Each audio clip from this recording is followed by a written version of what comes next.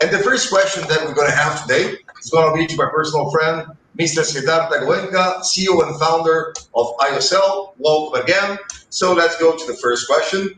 Siddhartha, what are some of the technology changes that will shape the future of hotels, and how can hotels use technology to be profitable? I'm going to repeat the question to all the public.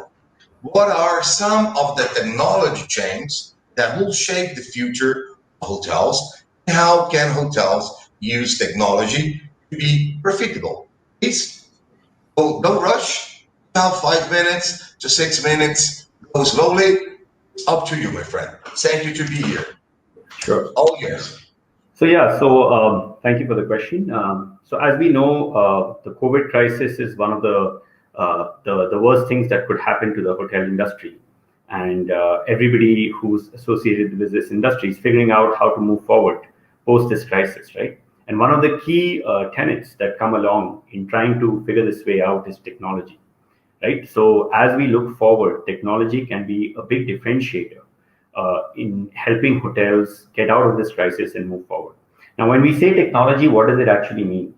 So most hotels in the past have kind of thought of us as large, sort of complicated systems with lots of stuff going on. So I always have this analogy of hotels being referred to as large factories, right? Where we have workers, we have capital goods, and we are trying to produce output. So just like maybe 30 years ago, or maybe 50 years ago, we had the Toyota moment of lean manufacturing, of just-in-time manufacturing. We're going to have a similar, eureka moment in the hotel industry, where we have to start to learn to do more with less, which means we have to use more technology, more automation, more efficiency, and have less inputs that eventually give more outputs. Now, this is obviously nice in theory, but it's hard in practice. So what does it really mean, right? So one of the things that we need to do is to convert as many of our fixed costs into variable costs, right? The more we can convert our fixed costs into variable costs using technology, efficiency, and automation, we will be able to get there. So my view is that all of technology in the hospitality industry can be simplified and segmented into two areas, right? And everything that we talk about is actually only segmented into two areas. One is marketing and selling a hotel, and the other is running and operating a hotel, right? And they both are simplified concepts, but they have lots of things going on inside each of these dimensions, right? Now, obviously, we are talking so much about revenue management, so that obviously falls under the marketing and selling of the hotel. So what I believe is that we're going to reach into a world where both these areas will be a lot more automated, a lot more integrated, a lot more simplified, a lot more cloud-based, and that is what's going to eventually define. And let me try and maybe get a little bit deeper into both of these areas to help understand what I'm talking about. So when we talk about marketing, what does marketing mean? We market our hotel using all kinds of channels, which are both OTAs, direct channels, our sales teams, corporates, all of that. All of that will now become more and more systemized, automated, and real time. So as we know, most revenue management concepts in the past were based on prior data. What we've seen in the last 2 years is that the prior data can go out of the window, right? There is no, we can't use that prior data for anything. So now a lot of the revenue management is going to pivot to real-time contextual dynamic factors that actually change with time. So what you saw 2 days ago would be very different from what it is today. What you saw 2 months ago would be very different from what it is today, and what we see today will be very different from what it is 2 months from now. So this provides a lot of real-time dynamism into the entire problem, and that's where you need concepts like dynamic pricing, which use a lot of contextual factors like demand, supply, time of the day, time of the week, competition, and it kind of takes all of that and makes real-time decisions. So another two very big changes that have happened in the industry in the last maybe 10 years. One is that a lot of bookings of hotels have started to move online. which means a lot of customers are booking to us through online, whether it's through OTAs, whether it's through our direct channels. But again, there's an online smartphone kind of experience. The other thing is that the customer buying behavior has become a lot more short. So the booking time, the lead, whatever you call it, booking window, lead time, has all crunched in the last. Which means revenue management and pricing strategies have to keep up to times, which means that we have to make decisions not once and twice a day, but maybe 50 times a day.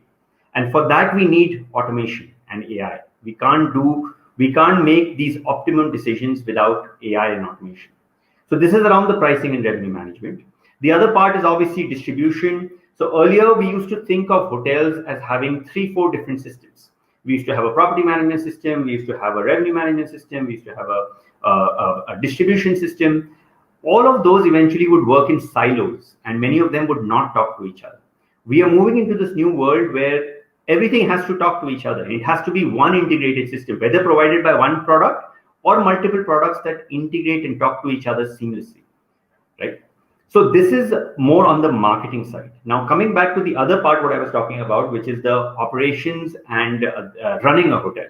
Now, since I also wear the hat of a hotel owner, I have a little bit of perspective in this. I feel that we have also gone and complicated this whole world of running a hotel by having these very large, clunky systems that are probably, have legacy architecture. They have a lot of stuff going on. They're not mobile friendly. They are hard to use.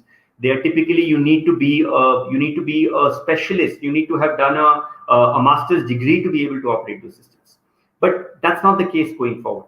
Going forward, we will have simple systems that do the job as well as those complicated, large, clunky systems. And what that means is that it's easy to use, it's fully integrated with the whole marketing and distribution and revenue management. It is maybe cloud friendly, it is mobile friendly. So I always believe we are designing a system where we are able to run our entire hotel using a simple mobile app. Like, why should one even need to have a front office, for example? Why can't people just be moving around? We have moved in this world of automation where a lot of things can happen as we go, right? So similarly, it's just the entire, tasks like night audit, tasks like marking no-shows, all of those can happen in a more automated, simplified manner. And that's really where, right from guest experience to staff management to our maintenance management, all should happen in a much more simple manner. So my idea, and I would like to sum it up, is around simplicity, efficiency, automation, which is all powered by technology, which is both on the marketing and revenue management and distribution side, as well as on the operations, front office, front desk, and housekeeping side of things. And when we combine them both together, what we can see is that we move into this new world where our input costs are a lot more streamlined and efficient. And hence we can possibly come out of a crisis as big as COVID, because then that means that we really need to rethink ourselves and we really need to re-innovate ourselves to be able to look at the future and how we get past it. Thank you so much, Siddhartha. Very, very simple. Go up 25% your rates right now.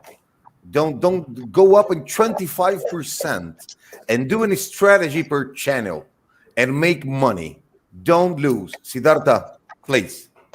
I have a slightly different take on this, because I feel like where you stand on this depends on where you sit.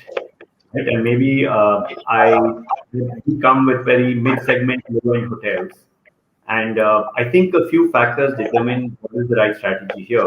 And the first is whether you are in a competitive market or a hyper-competitive market or in a slightly monopolistic market. Right, so a lot of markets, especially when I see them in Europe and when I see them maybe in Australia and New Zealand, I don't know much about that market, is that the supply is limited. Right, when the supply is limited, there is always demand coming into that supply, and hence you have the flexibility, or if I can say the luxury, to have this to take this strategy where you don't drop rates or you don't reduce your rates, because the customer has only limited options. And he's going to pick one anyways. And if all in the business world is called cartelization, right? So a few hotels can decide that everyone keeps a minimum price, and then the customer has no other option to come to. The other way, the other world, the world that we kind of are part of, is a hyper competitive world. And sadly enough for us, I mean, we would love to be part of your world, but in our world, the price elasticity of demand is very high. And what that means is that, there is so much hyper competition and there's so much hyper supply that actually reduction of prices brings additional demand to whatever supply is doing that, because there is hyper competition there.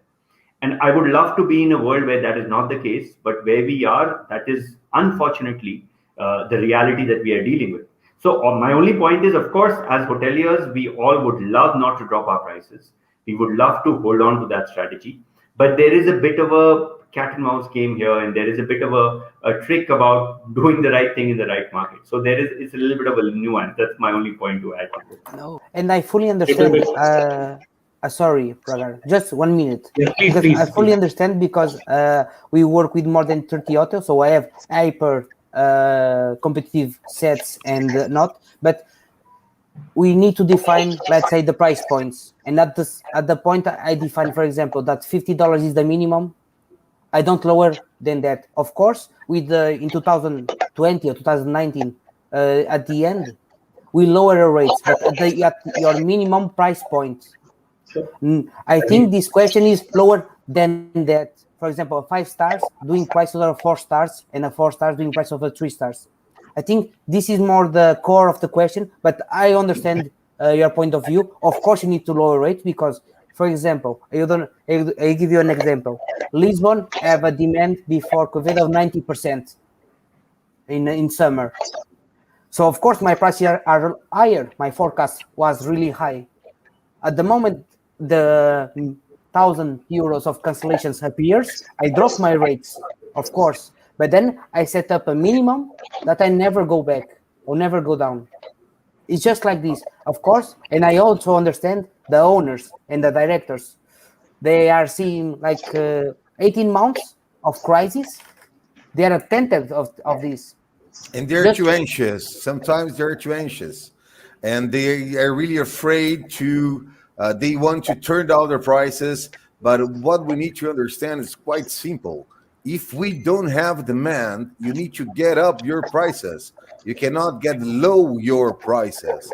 If you don't have demand, you said this is not seasonal. We are passing for the biggest in the history, the biggest crisis for hospitalities and travel and airplanes all over the world.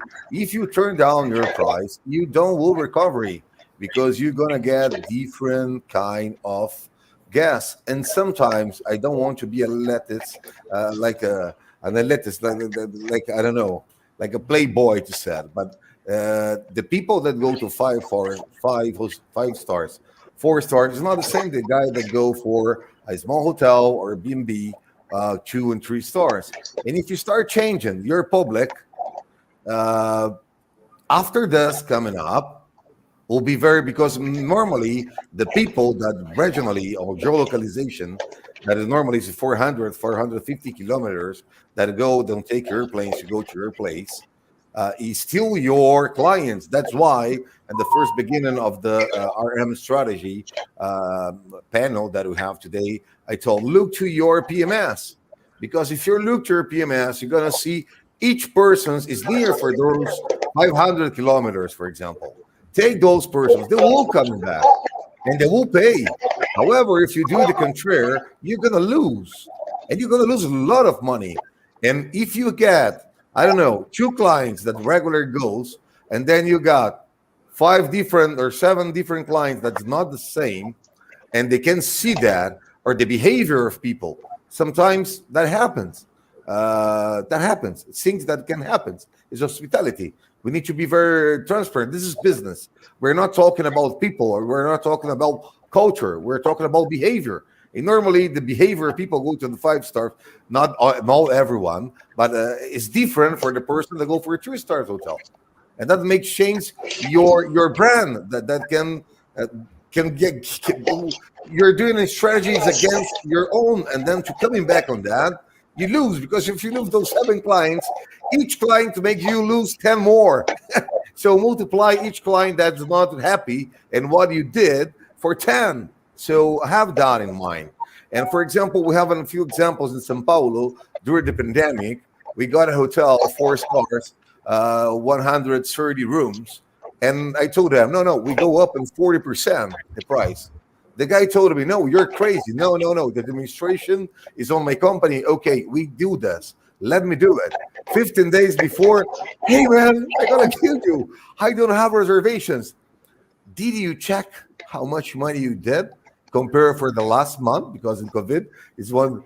Yeah, I did more than 35% more. Okay, so now I understand. I didn't spend on electricity. I didn't spend to cleaning beds. I have a small amount. I make more money, but I still maintain the behavior and the client that I want to have. That is the only thing I have to do. Oh, tell it here. Google, go ahead, my friend. No, not Hugo, because Hugo interrupts Prakar. I know Prakar. I'm sorry. Yes, Prakar, you want to say problem. something? I'm sorry, No, Prakar, so go ahead. Sorry. no problem. All my fellow colleagues speak about why not to drop rates and why I need to maintain the rates. I would just like to touch upon so what a hotel operator or hotel owner should do. Then not to just drop the rates and getting panicked. The business is very, very limited out there.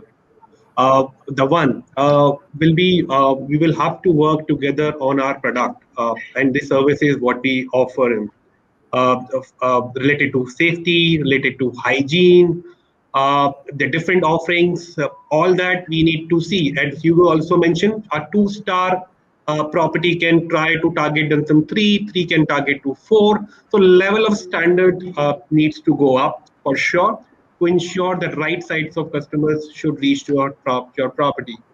Second, point number 2 will be your brand loyalty. Trust your brand loyalty, please. It is very, very important. Whatever brand, whatever segmentation you are in, maybe a star hotel to a 5-star hotel, ensure you trust your brand loyalty and give mileage to your customer, give additional bonus points to your customer, and they are booking at this point of time. By doing this, you are not diluting your rates.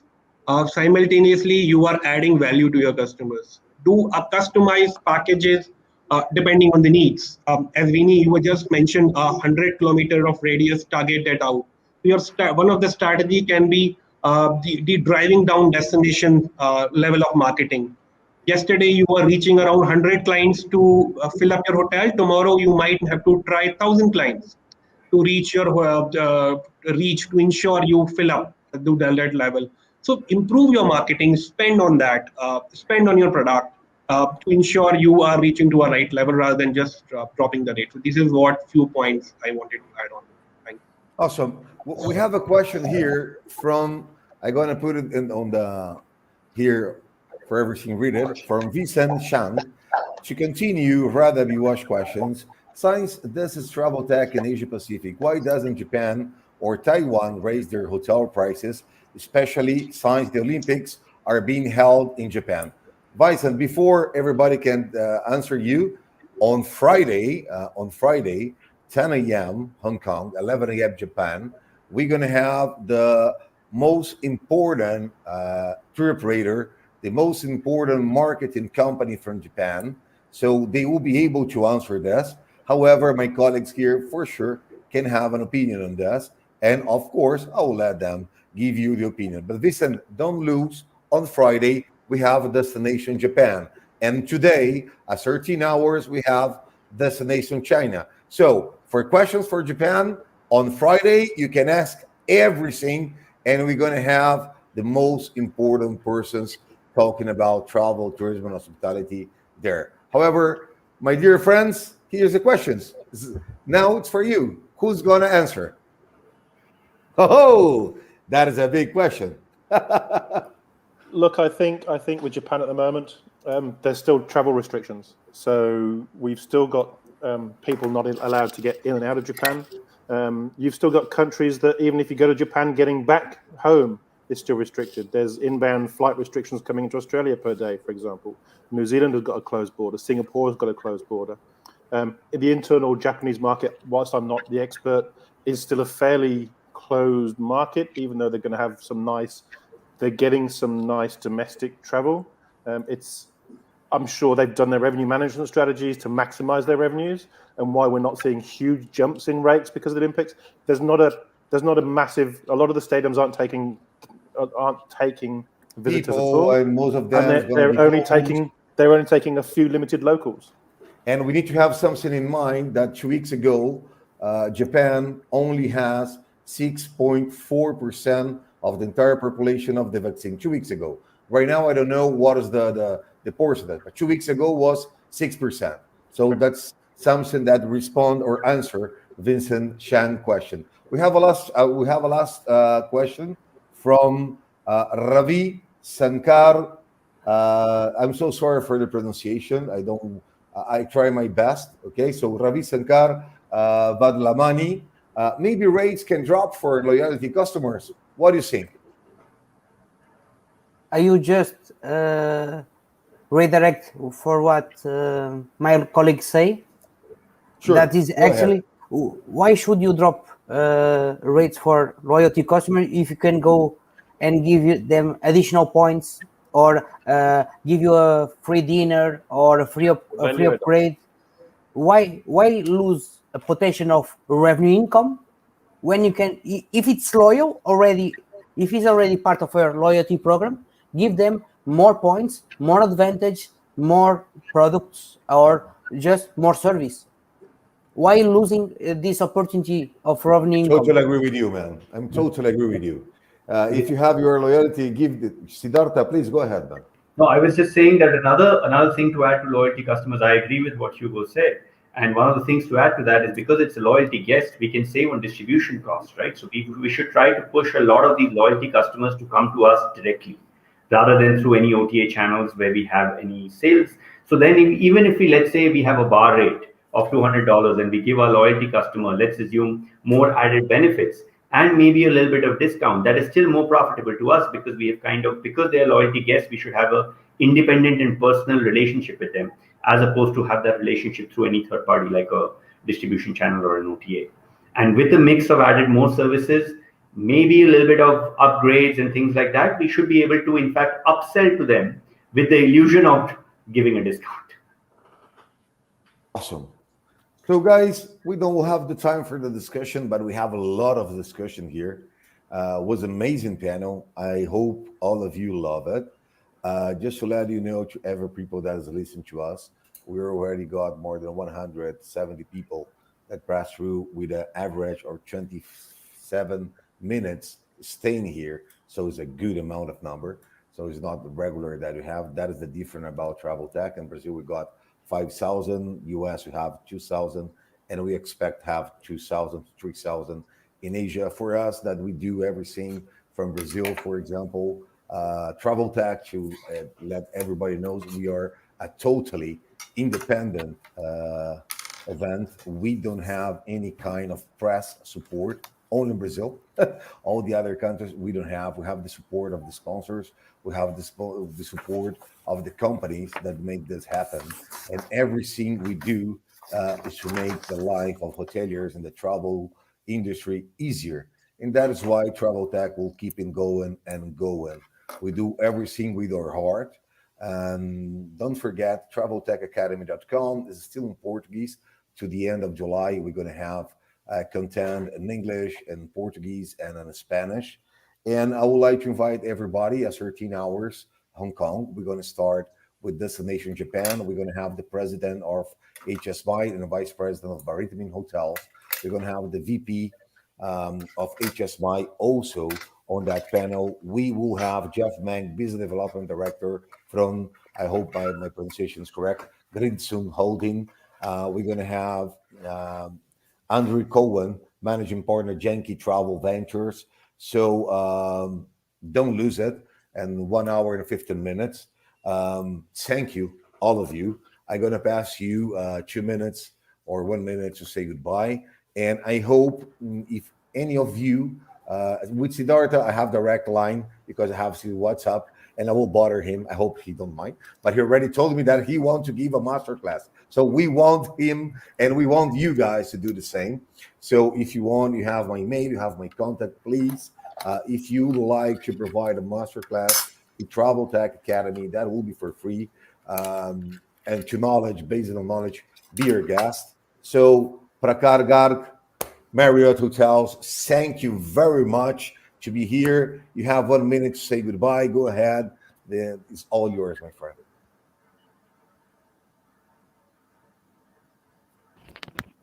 You're mute. You're mute. You can. It's for you to say goodbye. Right now is the goodbye time. You don't. Thank you so much, Vinicius. Vinicius. Can you hear me? Hello? Yeah, we can listen to you pretty well. Yes. It is a wonderful session and a great learning from our fellow colleagues who are out there. Thank you so much, Vinny, for the invitation, and looking forward for some more sessions of this. Thank you. We're gonna have a TravelTech APAC next year, and we're trying to organize one in Mandarin and another one in Japanese even this year. But don't count on me. I speak 6 languages, but not Mandarin and Japanese. But it's okay. Thank you, Prakar, to be here. Thank you for all the knowledge you spread all over here. Hugo Gil Esteves, please, my friend, 1 minute to say goodbye. Your word. First, I would like to thank you all for this amazing time. Thank you, Vinicius, for the invitation. In my own name, let's say, from RM Hub, feel free to contact me for whatever you want to discuss, or if you need some help or some advice, or just to talk and ask how am I and how things going in Europe. And also sorry for anything that I said that may be confused, but here it's 5 a.m. and I'm still tired. It's okay, man. I understand. You're based in Europe. And for me, it's 1 o'clock. It's 15 for 1 o'clock. I'll be here till 5 o'clock. And during the entire week, I'll work till 6 o'clock in the morning. So come on, let's go. It's part of life. Let's spread knowledge. That's a good thing. Be welcome, man. Be always welcome. Greg Dennington, Infor, please, my friend. Thank you very much for TravelTech. Vinicius, thank you. This has been a great panel. Hugo, you can go and have a gin and tonic now.